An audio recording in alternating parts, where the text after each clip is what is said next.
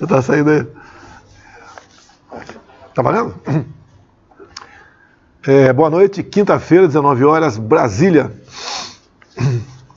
Na janelinha aí do teu lado aí tá a nossa Elisângela, intérprete de Libras, que como estou em quarentena, não pode estar ninguém do meu lado aqui, então tá todo mundo afastado.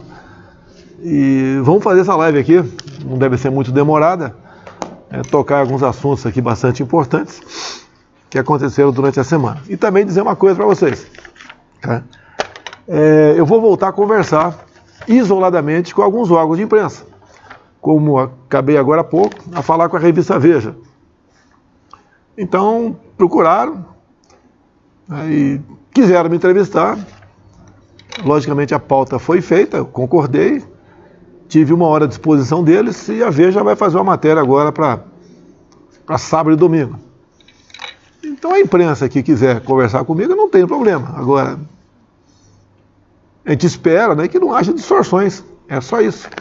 No tocante ao Sistema Globo, se quiser uma entrevista ao vivo, estou à disposição. Gravar para vocês, aí fica difícil. Mas se quiserem ao vivo, sem problema nenhum. Tá? Até para a gente relembrar as eleições de 2018, né? Quando a Miriam Leitão lá, ela foi psicografada. Né? Um episódio que nós tratamos lá sobre o 31 de março. Mas tudo bem.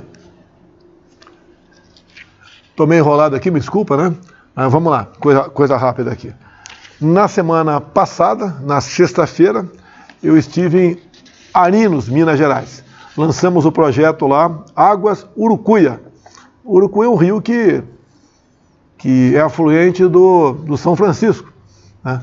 O objetivo ali é atender a revitalização, a reflorestamento, né, de 12 cidades de Minas e 2 de Goiás.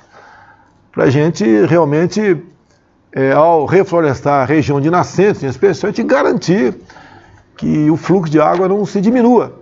Então você pode ver, esse trabalho aqui teve a participação da Caixa Econômica Federal, teve da Petrobras, o presidente da Petrobras esteve presente, eu plantei lá simbolicamente uma árvore, tá? E a previsão naquela área são 4 milhões de árvores a serem plantadas, um investimento um pouco acima de 100 milhões de reais. Então, bacia do Urucuia, afluente do São Francisco, garantia de água para o Nordeste por ocasião da transposição. Depois dali, saí e fui para Mara Rosa, Goiás, juntamente com o Tarcísio. Né? E ali foi assinada, então, uma ordem de serviço para início da construção da Ferrovia de Integração Centro-Oeste, FICO. Né? Os primeiros 30 quilômetros liga ali Mara Rosa a Alto Horizonte, que faz a conexão com a Norte-Sul, que fica pronto, está quase certo, né? Fica pronto no corrente ano. Um trabalho que foi feito também, obviamente, com a iniciativa privada, que não tem mais recurso para isso. Tive presente com o Tarcísio, por ocasião da ordem de serviço para a conclusão de aproximadamente 1.500 quilômetros, num total de 4.100, que faltava para ligar o posto de Itaqui, no Maranhão, até Santos, em São Paulo. A gente chama essa aqui de espinha dorsal. Né? E depois outras que a gente poderia chamar de costela, tá? Como a FICO, como a FIOL, a Transnordestina também. Todas essas rodovias estavam paradas há algum tempo. O dinheiro é da iniciativa privada, não é nosso, mas o governo federal faz a sua parte, tá? Colaborando nesses projetos. Como falei lá na ONU, é o ressurgimento do modal ferroviário no Brasil. É vantagem para todo mundo. Tá? Transporte mais barato, comida mais barata na prateleira e também mais barato no porto, nos portos, para a gente exportar. Vamos lá? Tivemos agora há pouco a notícia, né, do Guilherme Boulos e sua turminha de gente fina invadindo a Bolsa de Valores de São Paulo. Tá? Eu já ouvi muita gente do mercado aí contra mim, favorável à esquerda. Tiveram um pequeno exemplo agora da esquerda, que não voltou ao poder, mas como eles adoram a iniciativa privada, né? Como eles adoram a propriedade privada. Então, Boulos aqui diz que o protesto é contra a fome e desemprego. Então, vamos deixar claro aqui. Prezado Boulos, fome e desemprego. Desemprego. O que você fez, né, o teu partido, o que a esquerda como um todo fez para que pessoas não perdessem a renda em 2020? Vocês fizeram tudo ao contrário, quando vocês apoiaram a política do fica em casa, a economia te vê depois. Então você apoiou isso. Né? Fome, e tem gente que passa fome no Brasil, tem gente que passa mal, sabe disso. Está havendo ainda uma inflação nos produtos alimentícios no mundo todo, não é apenas no Brasil. Quando fala inflação, está aqui a CNN. Europa enfrenta disparada do preço do gás natural. Né? Tem mais aqui, eu peguei aqui dos Estados Unidos, inflação de agosto de 2020 até agora, pegando aí o grosso da Covid, né? Combustíveis, gás, gasolina, 42% de inflação, em dólar, tá? Energia, 25%, óleo, 33%, carros usados, 31%, e por aí vai. A inflação veio no mundo todo, porque a política do fica em casa, a economia a gente vê depois, até eu era criticado, que o presidente só pensa em rico, só pensa em economia, ele é o malvadão, não pensa em saúde. A conta chegou. Lá atrás eu já dizia, vamos preservar os idosos, quem tem comorbidade, né? E vamos trabalhar, pessoal, que o vírus não vai embora, não é ficando de lockdown, como alguns estados aqui ficaram por meses, que o vírus vai embora. Um dos estados que mais fechou foi São Paulo, e proporcionalmente que mais morreu gente. Um dos países que mais fechou foi a Argentina, proporcionalmente que mais morreu gente. Ficar dentro de casa não é remédio contra o Covid. A gente lamenta as mortes no Brasil e no mundo, mas a realidade é completamente diferente. Eu dizia lá atrás, temos que enfrentar o vírus. É uma chuva, vai pegar em todo mundo. Estão vendo agora o ministro Queiroga. Tomou as 2 doses da Coronavac, tá? E está infectado. Vivia de máscara e está infectado. Você pode atrasar, agora dificilmente você vai evitar isso daí. É muito difícil evitar. Agora, o que o mundo tem que se preparar? Né? Quem quer tomar vacina, nós demos as condições para tomar vacina. É o 3º país que proporcionalmente mais vacinou no mundo, é o Brasil. Né? Quem acredita em outra forma de tratamento, como falei na ONU, que eu respeito a autonomia do médico, você vai no médico, o médico tem o direito de algo que não se tem comprovadamente nada para aquele tipo de doença, ele tem o direito de comum acordo com o paciente. Olha, você quer tomar esse negócio aqui ou não quer tomar? Olha o Queiroga agora, seria bom quando ele voltar ao Brasil, né? Que eu levei a notícia para ele, estava no quarto, né? Queiroga, foi vacinado? Fui. Nunca vi você sem máscara. Lamento informar, você está infectado. Você vai adotar o protocolo Mandetta, ficar aguardando sentir falta de ar para procurar um socorro, ou vai tomar uma providência? Não respondeu para mim, não vou responder para vocês aqui. Tá? Eu fui infectado no passado. E tomei um negócio, você sabe o que foi. Se falar aqui cai a live, né? Sabe o que foi. E se eu me sentir mal, né? Eu vou tomar isso de novo. É um direito meu, pô. Como falei um tempo atrás e fui criticado, quando eu tenho problema de estômago, eu tomo Coca-Cola, é problema meu. Eu não tenho que dar satisfação para ninguém. É a minha vida que está em risco. Agora, eu tenho experiência de conversando com pessoas que são algumas radicais no tocante ao tratamento inicial, e que a gente conversa com essa pessoa, a gente vê lá, conversei com várias pessoas ao longo da minha vida aqui. Elas ficam tremendo e viram daí defensoras daquilo que criticavam no passado. Nós temos que buscar uma alternativa. E quem tem que buscar alternativa? São os médicos. O primeiro sinal, né, para o médico buscar a solução, ele tem que ter liberdade. O tratamento off-label é o direito dele. É o direito dele, por exemplo, um cara tem uma doença, está num cantão longe, lá em Newark, você viu em Newark há muito tempo, agora em Newark está diferente, tem asfalto, tá? No meu tempo não tinha asfalto. Vamos supor que alguém fosse acometido de uma doença lá em Newark, e ela teria uma evolução bastante rápida, o médico, a evolução é rápida, tem que tomar esse remédio. Tem que buscar em Campo Grande. Naquele tempo, buscar em Campo Grande, eram 180 quilômetros. Né? Até Cidrolândia. A terra de Cidrolândia ela tinha asfalto. O cara fazia as contas, para ir voltar, vou levar 8 horas. Pode ser tarde, 8 horas. Tem que tomar alguma coisa, vamos tomar esse aqui. Ou o paciente não tomava, esperando ir buscar o remédio em Campo Grande, ou talvez buscando em São Paulo, que talvez não tivesse em Campo Grande naquela época. O médico tem que ter essa liberdade, tentar resolver o assunto. É igual, não sou médico, né? A gente vê em filmes aí, o cara está com uma febre enorme, tem que jogar o cara dentro de uma banheira gelada. É o tratamento. Eu sei que isso aí não é remédio, sei disso. Mas é uma alternativa, pô. Tem que buscar alternativa para isso aí. Então eu tenho visto muita gente que era radicalmente contra certas coisas, quando ele pega a doença, alguém da família pega, ele procura uma maneira de atender aquela pessoa. Então, prezado Boulos, fique em casa, a economia te vê depois. Agora, querer me culpar aqui da fome no Brasil, né? Ele que fala. E desemprego, você está de sacanagem, né? É um paspalhão, realmente. Né? Procurando aí fazer demagogia. Agora, nunca vi esse cara, né, ao lado da lei, ao lado da ordem, respeitando a propriedade privada, respeitando o emprego. Eu não vi a esquerda, quando se fechava tudo aí em São Paulo, que ele é de São Paulo, o partido dele, ele falando que, como é que ficam os empregos? Eu nunca vi ele falando isso aí. Se não é o governo federal socorrer com auxílio emergencial, que o ano passado equivaleu sim, o total, $800, a TV Globo falou que eu menti. Mas fazer as contas um pouquinho acima de $800, fazendo as contas com o preço do dólar atual. Nós procuramos atender na medida do possível. Não tinha como dar mais, porque a cada mês, quando era R$600, chegava-se próximo ao endividamento de 50 bilhões por mês. Não é, quem tem o Brasil, apesar da grandiosidade do país, não aguentava um endividamento prolongado. E diminuiu-se o valor então, do auxílio emergencial. Hoje está em 250, em média. Estamos trabalhando para o novo Bolsa Família, né? Auxílio Brasil, ser no mínimo R$300. É pouco? Sei que é pouco, mas é o que a nação pode dar. Nós temos que ter responsabilidade.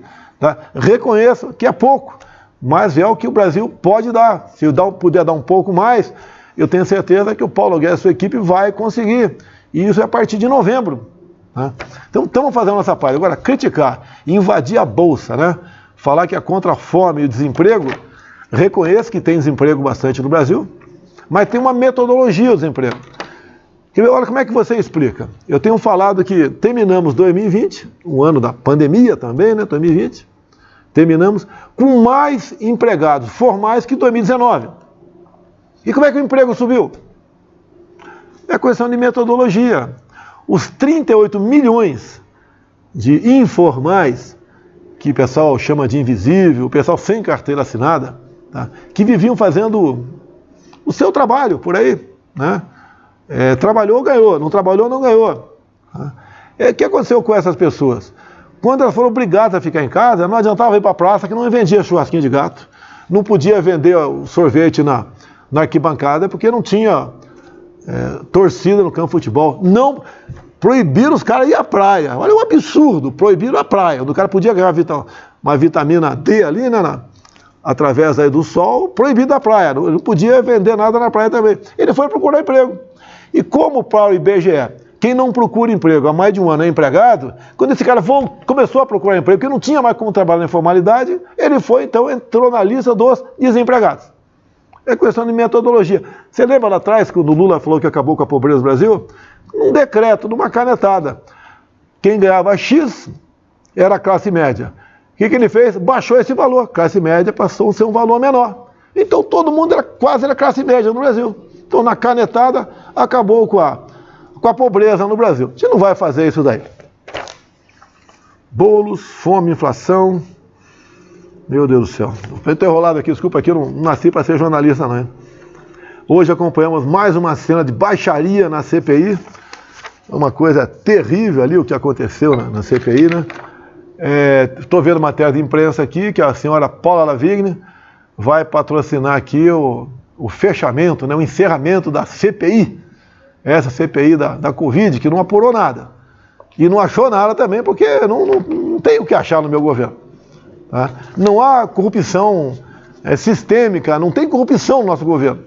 Pode um funcionário ou outro, servidor ou outro, ter um desvio.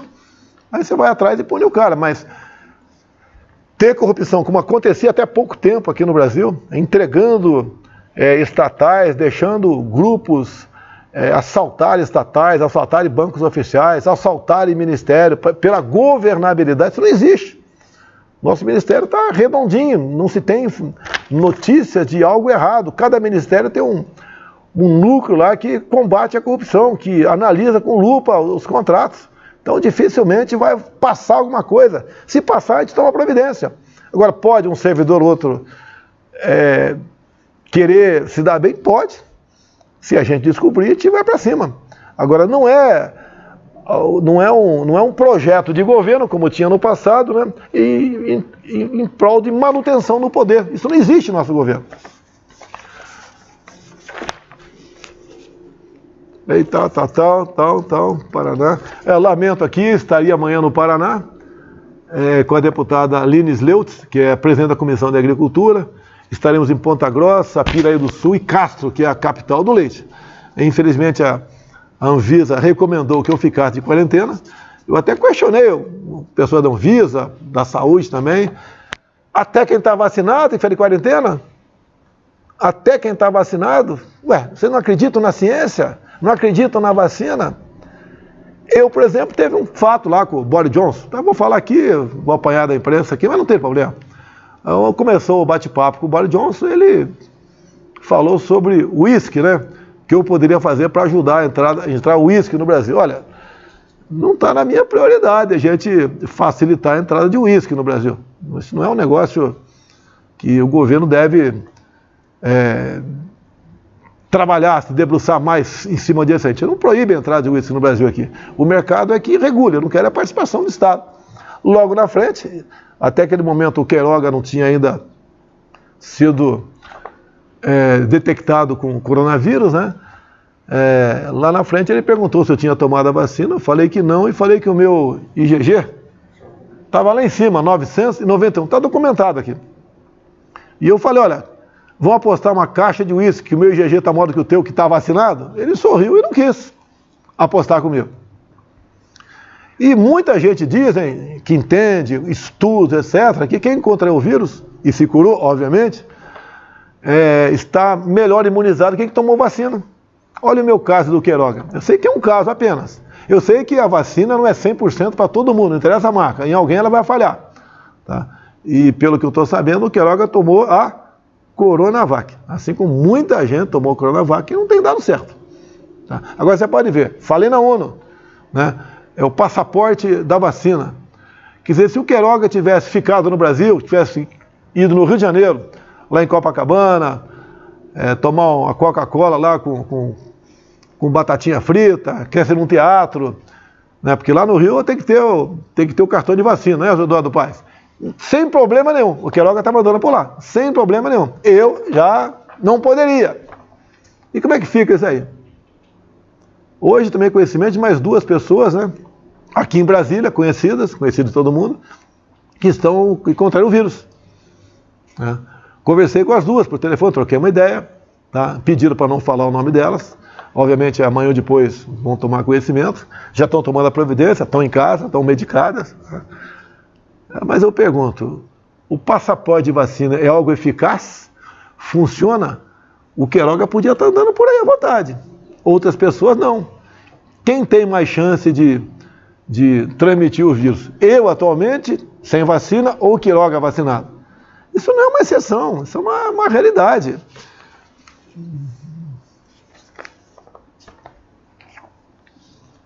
Quem que é vacinado?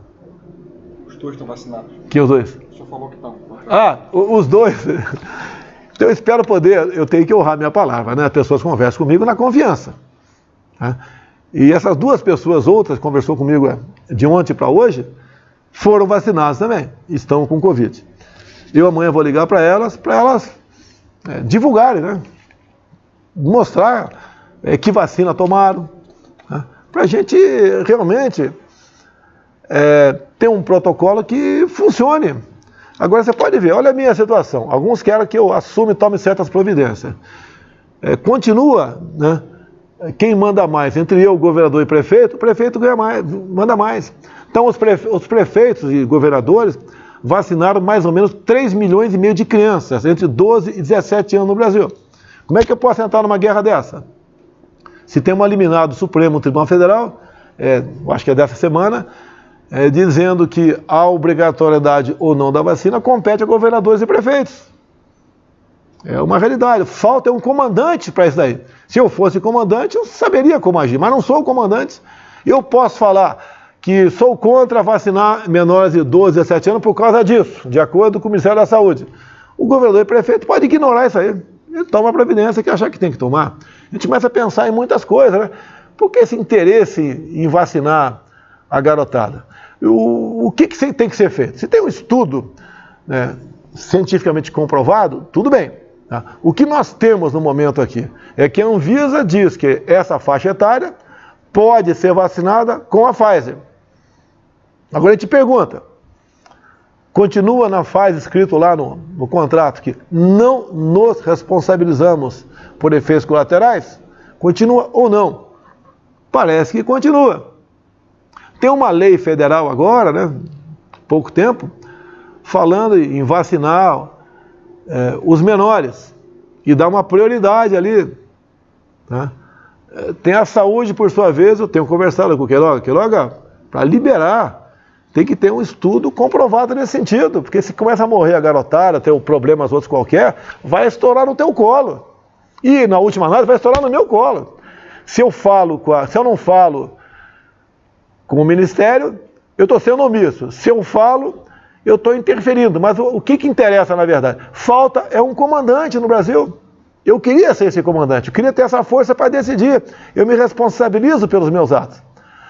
Agora, o que eu vejo muita pessoa falar que entende do assunto, são os médicos aí, infectologistas que entendem do assunto, são respeitados, é o seguinte, o que tem que se pesar? O custo-benefício. É aquela história, você vai jogar R$10 na loteria para ganhar 5? Assim não compensa, tem que jogar 5 para ganhar 10. Se o risco de problemas, efeito colateral é muito maior, por que você vai se submeter a isso? Eu tenho uma menina agora aqui, 16 anos, do Colégio Militar de Brasília. Foi a semana passada, tomou a vacina. Os colégios militares não têm nenhuma orientação por parte do comando do Exército, né, para vacinar ou não vacinar. Vacinaram porque os pais, assim, menor de idade, assim decidiram. Começou a passar mal no dia seguinte. Teve trombose, né? Trombose, teve alta no hospital, acho que foi anteontem. Olha o sufoco que passou, os pais, né? E essa garotada foi vacinada por quê? Não teve uma determinação do governo tocante a isso daí. Não teve. Tá? Eu continuo defendendo a liberdade. Você quer se vacinar, se vacina. Não quer, não se vacina. Hoje mesmo, na entrevista da revista Veja, um cara perguntou para mim sobre, né, se ele deveria ou não tomar a vacina. Eu falei, pô, você tem cabeça branca, cara. Você decide a tua vida, não sou eu que vou decidir. O que o senhor fala tem repercussão no Brasil. Sim, tem. Por isso eu tenho que medir as palavras. Por isso, muitas vezes, eu engulo sapo pela fosseta lacrimal. Eu não posso ser intempestivo, né? E vai ao racha, não pode. E quando você fala inocular algo em você, tem que ter cuidado. Olha o que aconteceu com a minha esposa, agora nos Estados Unidos. Veio conversar comigo sobre toma ou não toma vacina. Eu falei para ela, você veio conversar comigo? Sabe como é que é a esposa, né? Quem tem esposa sabe como é que é, né? Ela veio conversar comigo, toma ou não toma? Dei a minha opinião para ela. Não vou falar qual foi a minha opinião, vou falar o que ela fez. Ela tomou a vacina. Então, ela é maior de idade, tem 39 anos, né, sabe o que faz, tomou a vacina. Agora, se for para vacinar a Laura com 10 anos de idade, aí eu vou conversar com ela e vamos decidir se vai tomar a vacina ou não, a Laura. Né? A Letícia já teve? Já teve, né? A enteada aqui, 18, 19 anos, já teve, vai se vacinar ou não. Já cabe mais, a Letícia vai decidir se vai ser vacinada ou não. Agora, o que eu vejo no meio da garotada? Muito jovem se orgulha, se gaba de mostrar o cartão de vacina. Passou a ser uma marca, né? Eu tomei a Pfizer, eu tomei a AstraZeneca, eu tomei a Coronavac, né? Isso está acontecendo. Agora, falta do parte do governo de ter uma autoridade aqui que seja realmente o norte. Agora, a partir do momento que entra a justiça, entra governador, entra prefeito, com todo respeito, nós estamos mais ou menos 5.700 prefeitos no Brasil. Pô, tem prefeitura que não tem condições de fazer uma boa análise, né, com todo respeito ao prefeito, dado ao grau de pobreza até do município, o local que ele se encontra, tá? A falta de médicos especializados. Tá? Tem prefeitura aí com Com 1.500 habitantes, 2.000 habitantes. Como é que esse prefeito vai decidir se a garotada vai tomar vacina ou não? Mas tudo bem. Vamos lá? Rapidamente aqui. Facebook, YouTube, Instagram, o nosso está na ordem de 50, 70 mil. Pignos e Jovem Pan, na ordem de 180 mil. Folha Política, 3 mil. Aqui, 240 mil. O nosso levantamento aqui, temos aproximadamente 400 mil pessoas nos assistindo. Obrigado aí pela audiência. Agora eu não vou falar o nome aqui para não polemizar. Projeto de lei do Senado Federal. Altera o Código Penal brasileiro. Vamos lá, pessoal. Omitir-se ou contrapor-se à vacinação obrigatória. Pena 1 a 3 anos. Então, se você não quiser tomar vacina, daqui a pouco o prefeito, o governador decide, você tem que tomar vacina. Ele está respaldado para isso. Você não quer tomar? 1 a 3 anos de cadeia para você. Tem outra aqui. Deixar de se submeter à vacina obrigatória em situação de emergência e saúde pública. Pena 2 a 8 anos de cadeia mais multa. Dá para você entender a que ponto nós estamos chegando? Por falta de termos alguém responsável por isso tudo? A gente diz que todo poder emana do povo, né, mas é exercido por aqueles eleitos democraticamente. É o meu caso, eu tenho que decidir isso.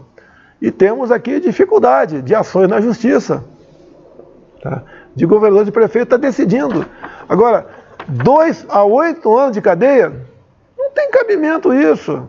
Não tem cabimento. Não vou nem discutir o assunto isso aí. Pode procurar na internet aí, veja o nome do senador. Teve um senador que apresentou uma emenda a uma medida provisória nossa também, foi o Omar Aziz, né? Querendo dar poderes a governadores e prefeitos, comprar vacina sem certificação da Anvisa e sem licitação. Imagine a festa. Já fizeram a festa, alguns governadores fizeram a festa, como o consórcio do Nordeste, o caso Carlos Gabas, que ele gastou, o consórcio do Nordeste gastou 48 milhões para comprar respirador e recebeu 0 respirador. E tudo bem, a CPI não fala nada. Hoje o Renan Calheiros, né, me acusou de corrupto. Quando o Jorginho Melo Santa Catarina falou, corrupto por quê? O que foi gasto? Corrupto, gastou 50 milhões e não recebeu a vacina. Gastou 100 milhões e custava 50. Não tem isso aí, não tem. Não existe. Ele tinha intenção, o governo Bolsonaro tinha intenção de comprar algo superfaturado. E com todo respeito aí, ó, a Polícia Militar de Minas Gerais, naquele escândalo que teve há pouco tempo aqui, um cabo da PM de Minas, negociando, né, comprar 400 milhões de doses, eu não sei, ninguém sabe onde ele ia arranjar as 400 milhões de doses, no comecinho desse ano, com uma propina de $1 por vacina. Seriam 400 milhões de doses, seria aí, ó, pouco mais de 2 bilhões de reais em propina. Ele tinha intenção. Olha, procurar gente, quem quer que seja, para vender lote na Lua, o cara aparece uma vez e não aparece mais. O Ministério investigou. Investigar o quê? O contrato não foi para frente. O presidente teve encontro com o deputado fulano de tal em março para denunciar a corrupção. Olha, teve aqui o deputado, 4 meses depois o deputado resolveu levar isso, tornar público. Compramos alguma coisa em 4 meses? Não tomou providência, mas não compramos. O que chega, deve ter chegado de gente muitas vezes para oferecer coisas fantásticas em ministérios, existe. Eu faço uma casa mais barato, tá? Isso daqui é mais em conta, não sei o que lá. E vendendo lote na Lua, pô. O que eu acertei durante a pandemia? Só compra com a certificação da Anvisa e só paga depois que chega aqui. Eu não vou entrar em detalhes, a CPI não me entendeu, acho que está aí completamente desmoralizada, né? Agora pode ver lá em Nova York agora, assim, ó, segundo a imprensa, Paula Lavigne patrocinou lá um mega manifestação contra mim. Tinham 6 pessoas do lado do meu hotel, 6 pessoas. E eu até cheguei um pouco perto dela, mas era impossível conversar, gritaria. Queria saber, estão lá gritando por quê? E agora a Paula Lavigne, segundo a imprensa, vai ser aquela que vai patrocinar o encerramento da CPI. Outras arbitrariedades aqui, imprensa dizendo aqui. No Rio Grande do Sul, a Defensoria obtém liminar que proíbe pai de visitar filha de 1 ano de idade por não querer se vacinar contra a Covid. Olha que ponto nós chegamos. Daqui a pouco vem para cima de mim também, que eu não posso mais morar aqui, porque eu não tomei a vacina.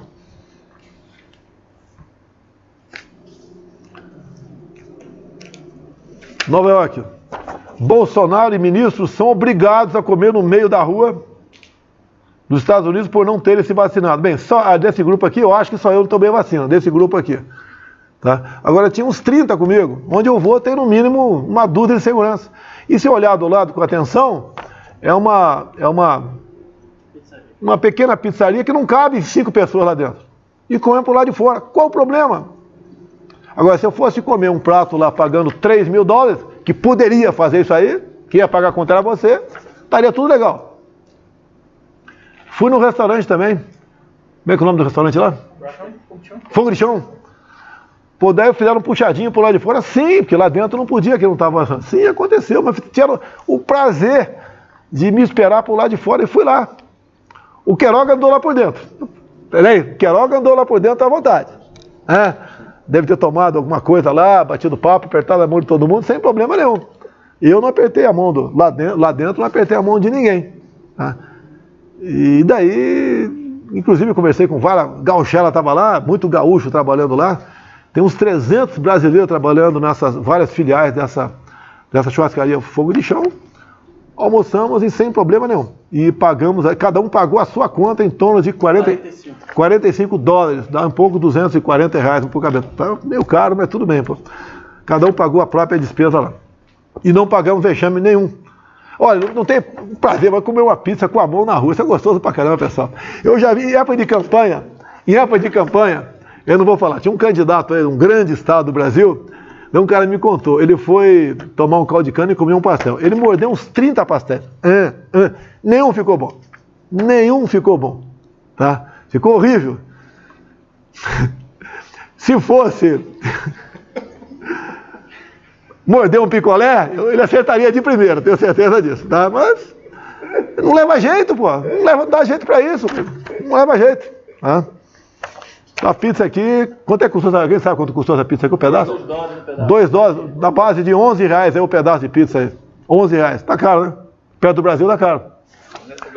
Também, com Boris Johnson, uma das conversas, ele quer um acordo emergencial conosco para importar algum tipo de mantimento nosso aqui, que está em falta na Inglaterra. Tá? Então, a inflação veio para todo mundo, depois do fica em casa, a economia veio depois, e alguns países estão com falta de alimentos. Tá? Isso aí, essa batata já passei lá para a dona Tereza Cristina. Outra coisa aqui, pessoal, o preço do combustível no Brasil, né? Parabenizar aqui o governador Denário, lá do Mato Grosso, lá de Roraima, e também o governador Marcos, lá de Rondônia. Aqui, o Roraima houve a redução do ICMS do gás de cozinha. Eu conversei com o Denário, a vontade dele é zerar o imposto de gás de cozinha. A mesma coisa em Rondônia. O que acontece? Hoje em dia, lá na Petrobras, quando engarrafa lá o botijão de 13 quilos, está saindo dali por aproximadamente R$50 o botijão.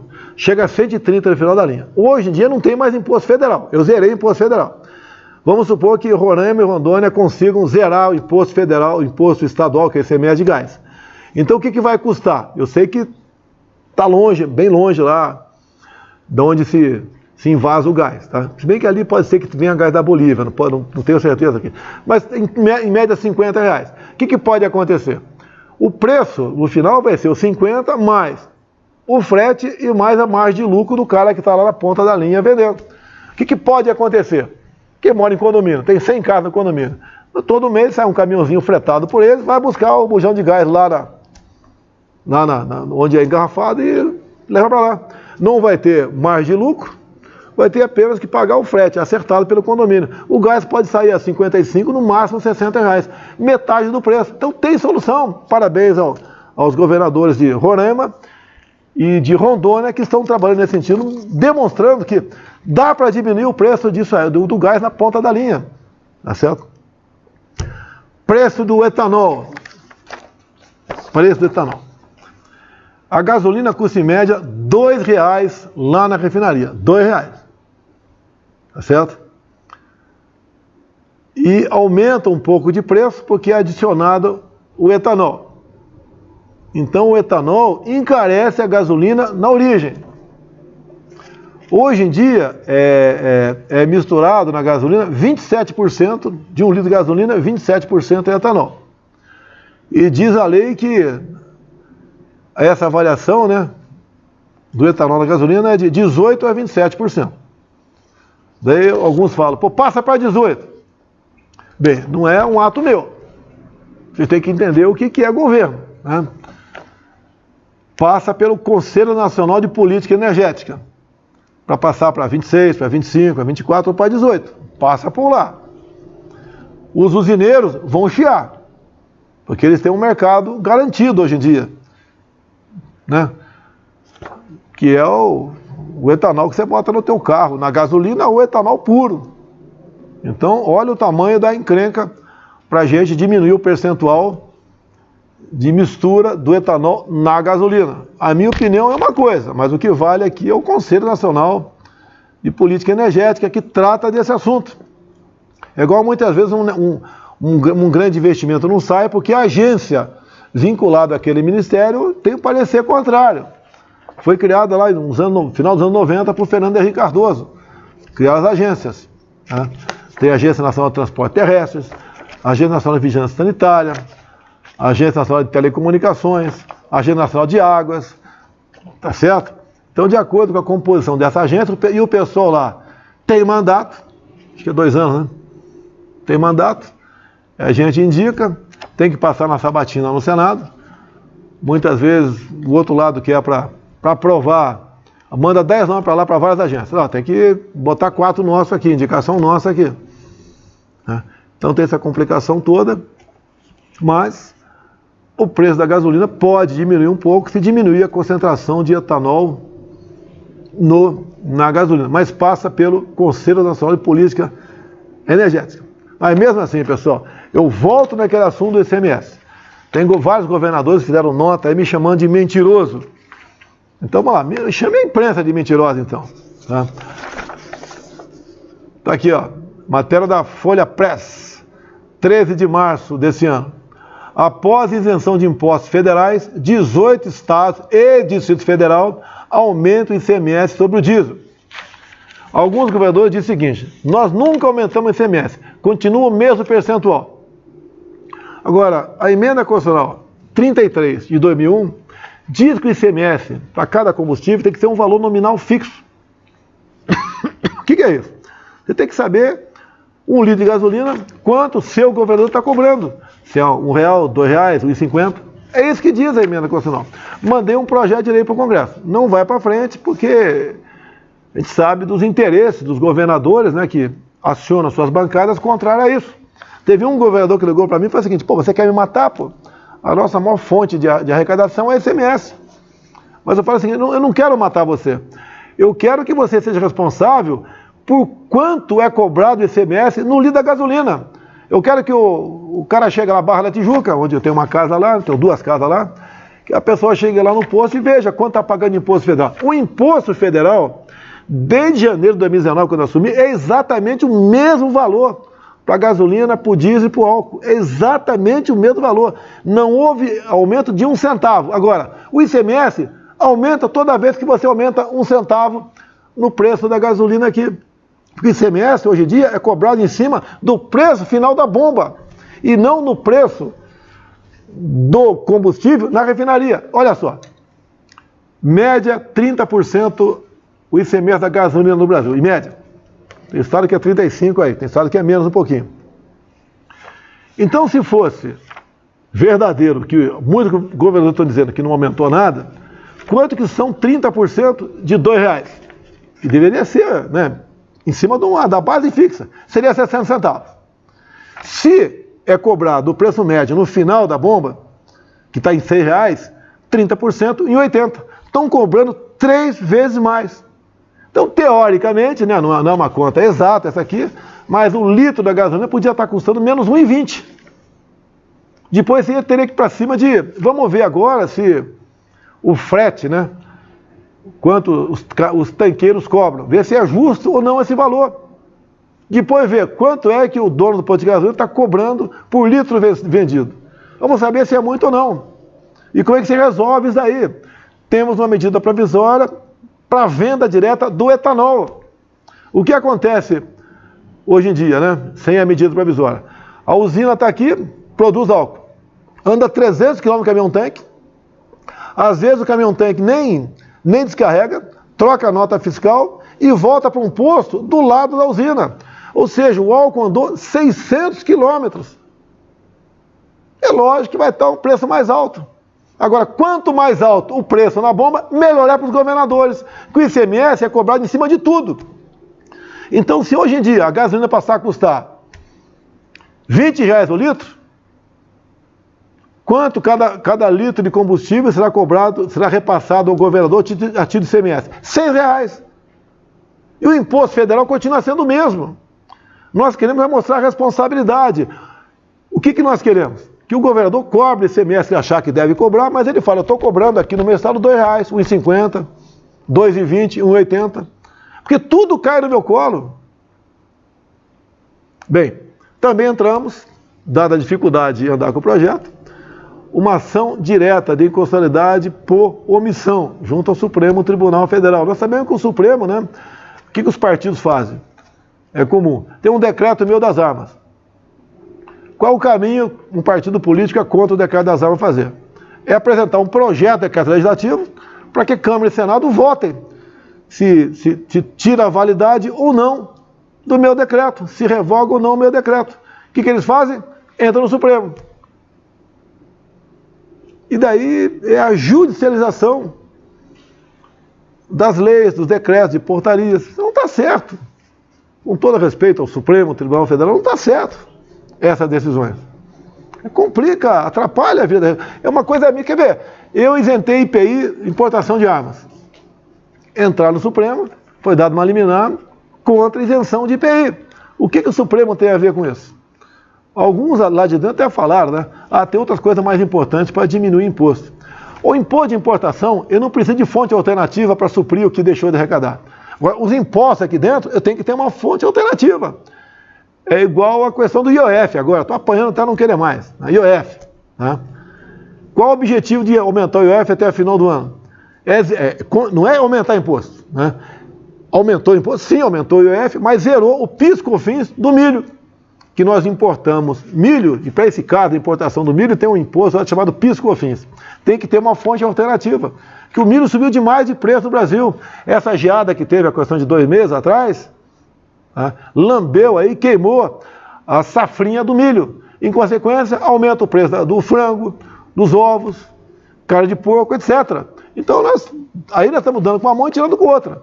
Não é me acusar, está aumentando imposto. A nossa política é não aumentar imposto. Aumentou do lado aí, sim, aumentou, e tirou do outro lado. Ficou no 0 a 0. Tem até botei na minha página aqui, apanhei pra caramba, bateram em mim até não querer mais. ICMS é o principal vilão do aumento dos combustíveis, aponta Credit Suisse. Se você pegar, por exemplo, perguntar para o seu governador, quanto você arrecadar de ICMS em janeiro de 2019, cada litro de gasolina? Ele vai falar X. E hoje em dia, é quase 2X. Como é que eles podem dizer que não aumentou o ICMS? Não aumentou o imposto federal. O que eles cobravam na gasolina, no diesel, no álcool, um valor nominal em janeiro de 2019, é exatamente o mesmo valor de setembro de 21. Jogo rápido aqui. Olha a matéria de capa do nosso querido Estado de São Paulo. Estado de São Paulo, meu primeiro emprego, né, lá em Eldorado Paulista, foi o jornal Estado de São Paulo. Eu colaborava com o Estado de São Paulo fazendo palavras cruzadas, mandava pelos Correios, publicavam lá, palavras cruzadas minha. Não tinha carteira assinada, tá? Eu era de menor, mas entregava em torno de 30 jornais em Eldorado Paulista. E quando chegava um jornal que tinha a minha palavra cruzada publicada, eu batia na porta do pessoal e olha aqui, na página tal tem o meu nome aí, ficava todo feliz, com 15 anos de idade, né? Aparecendo no jornal do Estado de São Paulo. Olha a matéria aqui. Universidades vivem sob tensão com escolhidos pelo Bolsonaro. O que acontece? Eu não posso botar o João nem a Maria de reitor de universidade. Eu não posso botar. Então dá a entender que eu boto. Tá? O que acontece? Chega uma lista tríplice para mim.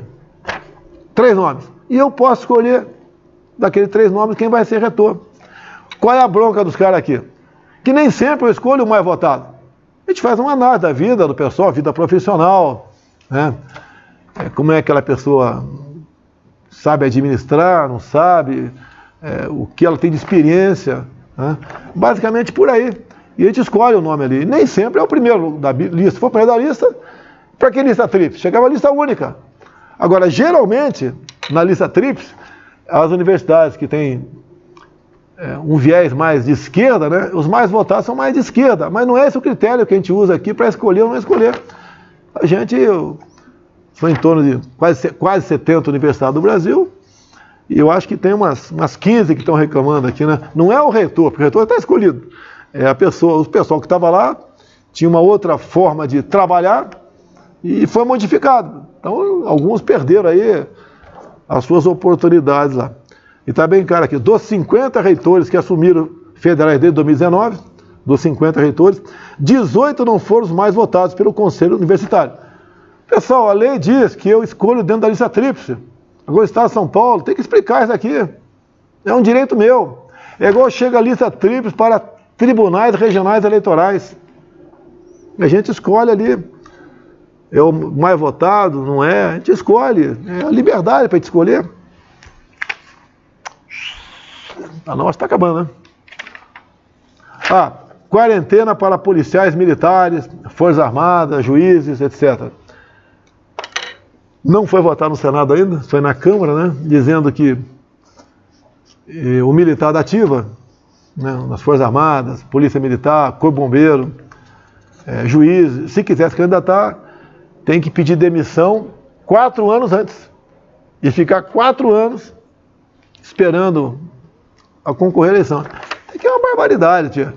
É uma barbaridade. Eu vou vetar aqui, mas quem dá a palavra final não sou eu. Eu veto, o parlamento depois vai discutir o veto, pode derrubar o veto. Agora é uma injustiça. Vamos falar só em PM e bombeiros. São quase 1 milhão no Brasil. A grande maioria não quer ser candidata a nada. Uma minoria que quer, por que tirar esse direito deles? Presidiário, saiu da cadeia, pode vir candidato, não tem quarentena. Agora o policial, por que afastar o policial?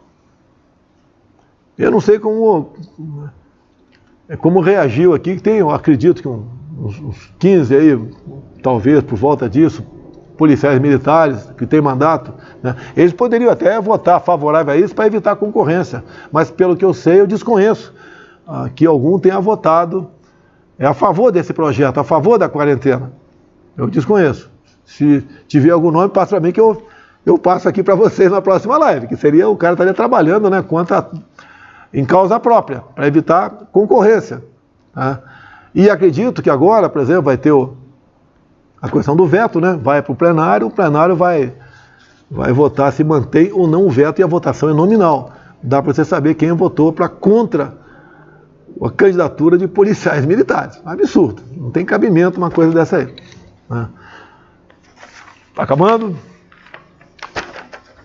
Cambistas vendem passaporte de vacina do show Diogo Nogueira. Cartões de vacinação são roubados no Rio após exigência de comprovação. Pessoal, não vai dar certo esse cartão e não vai dar certo. Ministério da Saúde recua e volta a liberar a vacinação de adolescentes contra a Covid-19. Quero conversar com o Queiroga, não vou perturbar ele agora. Se tiver bom amanhã, vou conversar com ele. E daí é o seguinte, o erro que está acontecendo dada a falta de um comandante que pudesse valer a sua autoridade. Eu não posso valer minha autoridade na pandemia. Quem decide são governadores e prefeitos. A questão de vacinação. É obrigatório? Não é? Se está liberado, o pai entende que se o filho quiser se vacinar, ele achar que deve, vai se vacinar. E temos que ter a comprovação científica disso aí. Hoje a Pfizer tem a comprovação científica, se eu não me engano. A AstraZeneca também? A Pfizer e a AstraZeneca. A Coronavac não tem. Então, as informações que eu tenho, extraoficiais, é que desses pouco mais de 3 milhões de jovens entre 12 e 17 anos vacinados, foram qualquer vacina. No meu entender, isso é uma irresponsabilidade. Que não olharam para a Anvisa, não olharam para a Saúde, e quiseram empurrar a vacina. Eu não quero dizer que isso é negócio, eu não quero dizer porque não tenho prova disso, mas parece que tem algum interesse aqui. FMI elogia o Brasil, desempenho econômico melhor do que o esperado. ONU, fiz um discurso, podia falar 25 minutos, falei por 12 minutos, foi o objetivo. O que eu falei lá, a Amazônia é nossa, nós preservamos mais que os demais países, nós preservamos 2/3 da vegetação nativa nossa, e tem país que preserva, por exemplo, 30%. Você vai ver, preserva um deserto, um cânion. Não preserva nada. Aqui que a nossa, o que nós temos para preservar aqui, tem madeira, tem biodiversidade, tem riquezas minerais. Lá fora não tem nada. Lá fora tem um cara que ia fazer motocross lá, né? É um jipeiro que ia andar lá, preservar isso daí. 84% da floresta amazônica está intacta, números reais. Dizer para a TV Globo aí que não fala a minha verdade não. Ô Boni, pega mal, Boni. Pega mal. Tá? Os índios brasileiros têm mais terra do que o território alemão e francês juntos. Olha quanto terra nós temos para índio aqui. O Brasil alimenta mais de 1 bilhão de pessoas pelo mundo, então o mundo depende do Brasil. Repudiamos o terrorismo, tão defendido pela esquerda, né? Também o comunismo. Vacina, não quer depender do governo federal. É opcional, não quer tomar, não toma, quer tomar, toma, está à disposição. Não concordo com o passaporte sanitário, tanto é que está vendo da não confiabilidade. Né? Eu espero divulgar amanhã mais 2 nomes de pessoas que vocês conhecem, tá? Todo mundo conhece, que estão com Covid e que tomaram vacina também. Tá certo? A liberdade não tem preço, eu falei lá em liberdade do ser humano, passa pela liberdade religiosa e de expressão. Falei em Deus, coisa que parece que todo mundo tem vergonha de... Todo mundo não, o político tem vergonha de falar. O Estado é laico, mas eu tenho minha religião, ponto final. Tá? Nós vacinamos quase 90% dos brasileiros com pelo menos a primeira dose. Já vacinamos completamente 80% dos índios. A questão do Afeganistão, fique tranquilo, tá? Nós demos vistos a cristãos, mulheres, crianças e juízes e juízas afegãs, tá? Que muitos estão escondidos lá. Tem imagem, chega pra gente, que a gente não vai divulgar nem na rede de Zap, né? De crianças sendo enforcadas porque os pais são cristãos. Tá? Então não quer dizer que todo cristão afegão venha para cá, uma parte venha para cá. Tá? Pouquíssima gente. Ninguém, na verdade, quer sair do seu país, mas lá não tem como viver mais. Tá? Falei também dos investimentos, em especial em ferrovias no Brasil, patrocinado pelo ministro Tarcísio, leilões realizados pelo Brasil de aeroportos. Raro, eu acho que desconheço algum país, pode ser que tenha, mas desconheço. As nossas fontes de energia renováveis equivalem a 83%. Até faço um pedido para você agora, tem uma luz acesa mais na tua casa, por favor, apague. Nós estamos vivendo a maior crise hidrológica dos últimos 90 anos. Se você puder apagar uma luz na tua casa, apague. Se você puder aí desligar o ar-condicionado, né? Se não puder, está com 20 graus, passa para 24, gasta menos energia. Aqui, o que eu faço aqui? Além de eu apagar as luzes todas, e desliguei desde quando eu assumi, desde janeiro de 2019, desliguei aqui o aquecedor da piscina, né?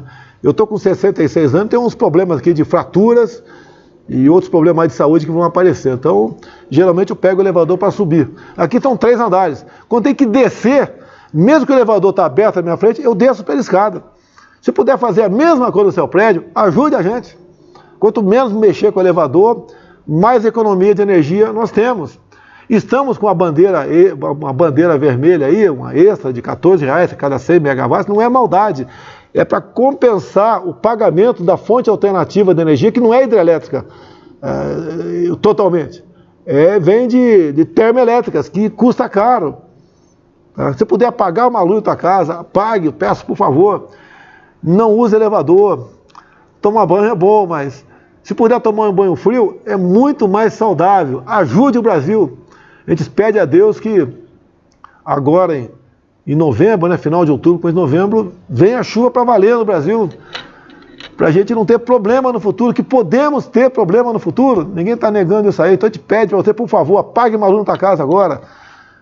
Desça de escada, não chama o elevador para tudo. Se puder subir, se você for mais novo do que eu, suba, faz bem para você. Tá? Falamos do auxílio emergencial para 68 milhões de pessoas e eu falei que durante o ano 2020 foi de aproximadamente $800 o auxílio emergencial. Deram, muita desceu o cacete, cadê meus $800? É só fazer as contas. 5 de 600 e 4 de 300. E divide por 5,30, que está em média o dólar agora, vai dar $800. E foi o que nós pudemos dar. Poucos países do mundo fizeram algo parecido. Só no... Deixa eu ver aqui. O Brasil está previsão de crescer 5% nesse ano. Somos o terceiro país do mundo que mais vacinou. E aqui, eu não sei o que aconteceu aqui, me botaram com meia dúzia de dedos. Alguém reparou isso? Eu estou vendo aqui agora. É a sombra, né? Eu ia ficar preocupado se tivesse com 4 dedos. Aí eu ia ficar preocupado. Tem meia dúzia, não tem problema não. Até porque está na moda dizendo que os ETs estão invadindo a Terra e clonando todo mundo, né? Que tem mais clone sou eu. Tá certo. Mais uma coisa aí, pessoal? Mais uma coisa? Posso encerrar? Parece que foi combinado, né? 1 hora de live. Augusto Nunes, obrigado ao programa Pingo nos Is, que está com 183 mil agora, muita gente realmente, tem subido muito a audiência desse programa, em especial pela equipe de jornalistas que tem ali. São pessoas que têm um compromisso com a verdade, com os fatos. Ninguém lá é bolsonarista, né? Quando quer desclassificar alguém, ele é bolsonarista. Mas não, o que bolsonarista pode? Nem eu sei o que é isso. Né? Eu faço a minha parte. Tá? E o Pingo nos Is é um programa que, sempre que eu posso, eu assisto, né? Meia hora por dia eu assisto, de 2 horas. São sempre informações precisas, dá para você confiar no que está sendo falado. É a minha entrevista que eu dei para a Veja hoje, a gente vai ver. Eu tenho certeza que vai sair. Mas com toda certeza vai sair o que eu falei aqui realmente. Né? E quando se fala em censura da mídia, quem faz a censura da mídia, sabe quem que é? É o povo. Se o cara não liga mais na Jovem Pan, é sinal que não interessa mais ele ouvir aquilo lá. Ele não acredita no jornalismo do Jovem Pan.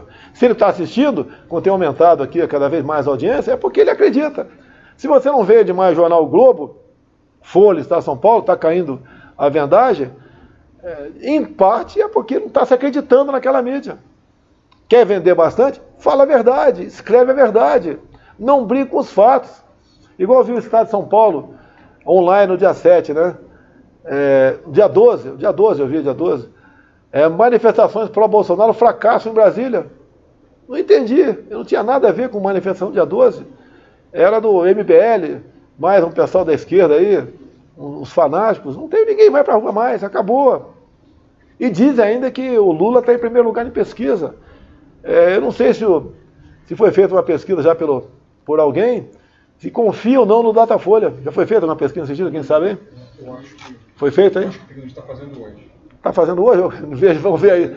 Vê se acredita ou não na pesquisa.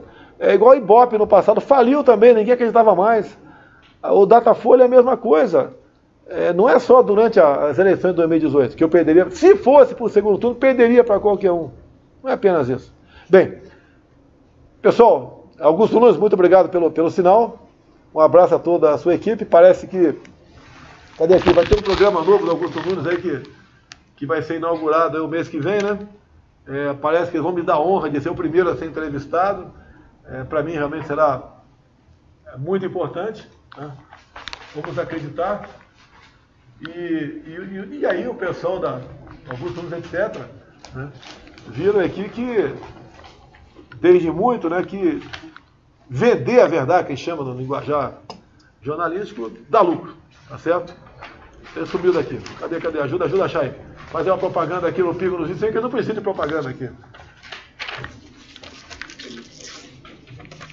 Vamos lá, vai achar aqui, vamos achar. Pô, que bagunça aí, cara. Caramba. Deixa eu aqui. 17 de outubro, uma nova era no jornalismo brasileiro. Jovem Pan News, canal 576. Ok? Não sei se botar nesse primeiro dia, né? Se ele entrevistar, não sei. Mas ficaria muito honrado se tivesse um convite a participar do programa, sendo entrevistado pelo Augusto Nunes, que me entrevistou em São Paulo, por ocasião das eleições de 2018. E me conduziu uma entrevista de forma bastante tranquila, sem pegadinhas, sem maldade, e transmitindo realmente informações que o povo precisava na ponta da linha. Muito obrigado a todos. Até quinta-feira que vem, se Deus quiser. Aline Leutz, um abraço a todo o pessoal do Paraná. Se Deus quiser, daqui a 3, 4 semanas, vamos remarcar, que para mim é motivo de orgulho e satisfação estar contigo e com os amigos aí do estado do Paraná nesse evento, né? Que a gente vai comparecer, fazer entregas, fazer reunião com o pessoal do agro, com empresários, conversar com o povo, muitas vezes tem encontros com religiosos também, e no dia seguinte dar um passeio de moto ali para a gente dar uma relaxada. Um abraço a todo mundo, até quinta-feira que vem, se Deus quiser.